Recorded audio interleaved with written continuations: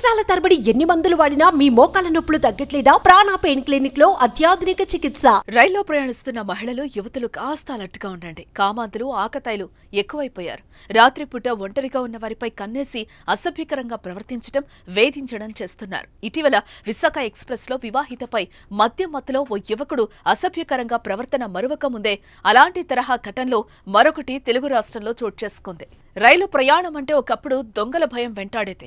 గొలుసు దొంగతనాలు జరిగేవి. కిటికీల దగ్గర ఉండేవాళ్లు జాగ్రత్తగా ఉండండి అంటూ రైల్వే కూడా అనౌన్స్మెంట్ ఇచ్చేది. కానీ భద్రత కట్టుదిట్టం చేయడంతో దొంగతనాలు కాస్త తగ్గినా ఇప్పుడు రైల్లో కామాంధులు, ఆకతాయిలు, మందుబాబుల చేష్టలు ఆందోళనకు గురిచేస్తున్నాయి. గత నెలలో విశాఖ ఎక్స్ప్రెస్ లో మహిళా ప్రయాణికురాలు వాష్రూమ్ కు వెళ్లిన సమయంలో ఏం జరిగిందో అందరికీ తెలిసిందే.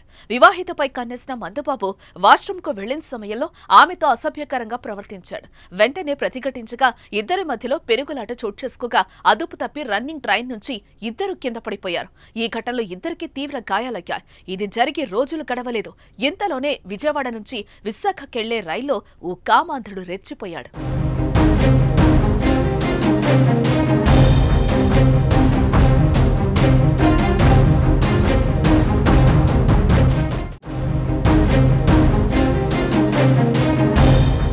రాత్రి ప్రయాణికులు గాఢ నిద్రలో ఉండగా వారి శరీర భాగాన్ని అసభ్యకరంగా తాకడం చేశాడు.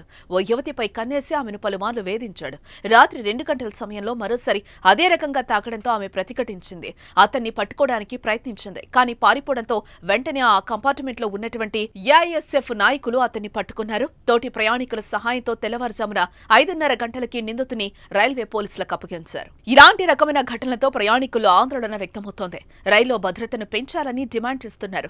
ఏదేమైనా రాత్రిపూట మహిళలు అలర్ట్ గా ఉండాల్సిన అవసరం ఎంతైనా ఉంది. రైల్లో అనుమానాస్పద వ్యక్తులు కనపడినా, ఆకతాయిలు వేధించినా, మహిళల పట్ల అసభ్యకరంగా ప్రవర్తించినా మీరు వెంటనే ఫిర్యాదు చేయొచ్చు. దీనికోసం రైల్వే శాఖ కూడా కొత్త యాప్ ని తీసుకొచ్చింది. రైల్ మదద్ పేరిట అందుబాటులో ఉన్న యాప్ ద్వారా మీరు రైల్లో ప్రయాణంలో ఎదురయ్యే సమస్యలపై ఫిర్యాదు చేయొచ్చు.